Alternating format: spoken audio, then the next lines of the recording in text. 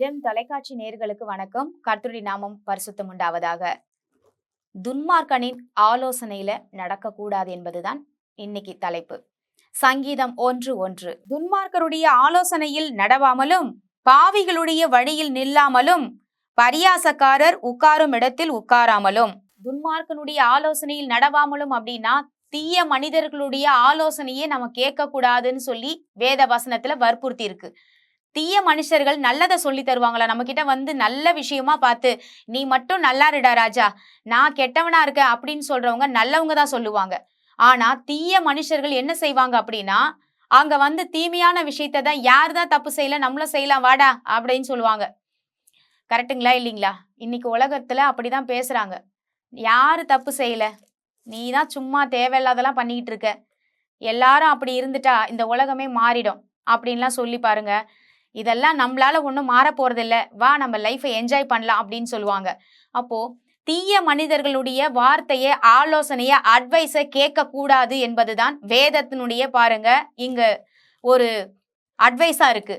எப்படின்னா, இந்த தீமையானவங்க நல்லதை சொல்லித்தர மாட்டாங்க. நீங்க தீமையானவங்க கிட்ட பேசும்பொழுது நல்லதை சொல்லி நல்ல அட்வைஸை கொடுத்து உங்களை வாழ வைக்க மாட்டாங்கன்றது வேதத்துக்கு கண்டிப்பா வந்து பாருங்க தெரிஞ்சுதான் எழுதி வச்சிருக்காங்க. அப்போ தேவனுடைய வார்த்தை துன்மார்க்கனுடைய ஆலோசனையின்படி நடவாமல் பாவிகள் உட்காரும்படி, அதாவது பாவிகள் உட்கார்ற இடத்துல போயிட்டு நீங்க வழியில நிக்க கூடாது அப்படின்னா நம்ம பாவியாகவே வாழ்ந்துடக்கூடாதான். பாவம் பண்ணிக்கிட்டே வாழ்ந்துடலாம், பரவாயில்ல, காலம் இப்படியே போயிடும், நம்மள நல்லாவே இருக்கலாம், யாரு தான் செய்யல அப்படின்றது வாழக்கூடாது. அப்படி என்பதுதான் இந்த வேதத்தினுடைய அர்த்தம். பரியாசக்காரர் உட்காரும் இடத்துல உட்காரக்கூடாது. பரியாசக்காரனா யாரு? பரியாசம் பண்றவங்கன்னா ஏதோ கிண்டல் பண்றவங்க அப்படின்னு நினைச்சுக்கிட்டு இருக்கோம். கிண்டல் பண்றவங்க இல்ல, தேவனை மதிக்காதவங்க தான் பரியாசக்காரர். தேவனை மதிக்காதவங்க கிட்ட நீங்க சேரக்கூடாது என்பதுதான்.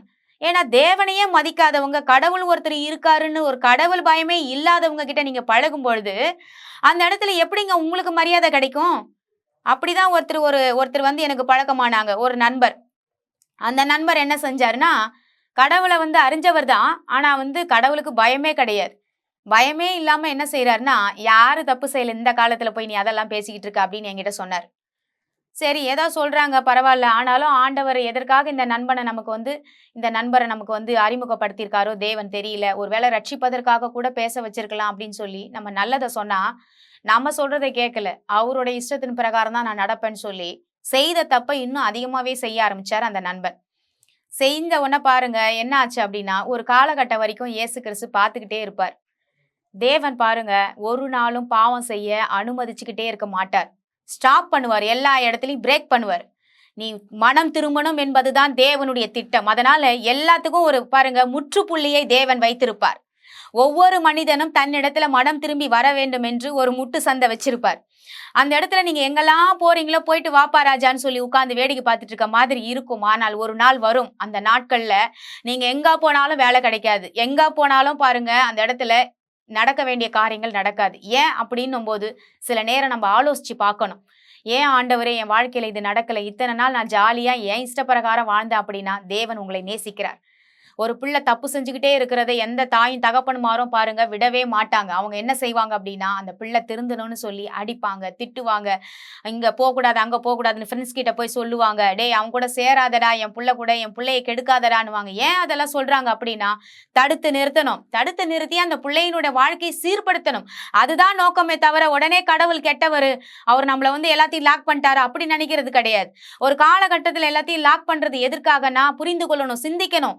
என் வாழ்க்கையில இனி நான் தவறு செய்ய மாட்டேன், தவறு செய்யக்கூடாது, செய்த தவறுகளுக்காக தேவனிடத்துல மன்னிப்பு கேட்டு தேவனிடத்துல நம்பும் பட்சத்துல பாருங்க, மனம் திரும்பும் பட்சத்துல தேவன் மன்னிக்க வல்லவராக இருக்கிறார்.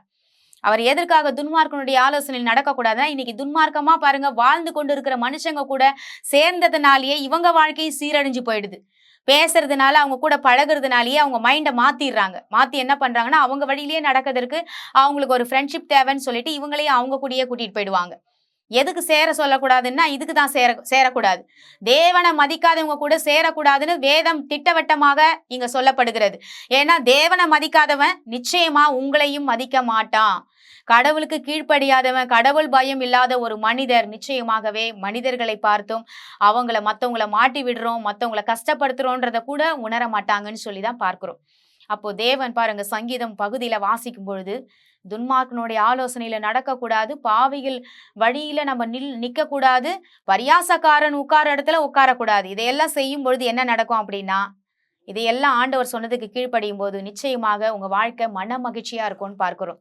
மன மகிழ்ச்சியா இருக்குமா? இன்னைக்கு மன மகிழ்ச்சி எதனால சீரழியுது அப்படின்னா, ஒண்ணு துன்மார்க்கனோட சேர்றது, இன்னொன்னு பாவமான வாழ்க்கையை தொடர்றது, மூன்றாவது தேவனை மதிக்காதவங்க கூட போய் சேர்ந்துகிட்டு இருக்கிறது. இதனாலதான் மகிழ்ச்சி கெட்டு போகுது.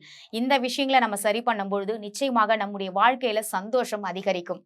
ஜெபிக்கலாம்.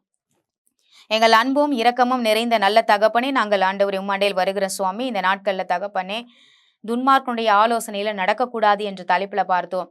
துன்மார்க்கமா ஏற்கனவே வாழ்ந்துட்டு இருக்கிறவங்க நல்லதை எதுவுமே செய்ய மாட்டாங்க. ஏன்னா அவனும் துன்மார்க்கமா வாழதான் ஐடியா கொடுப்பான்.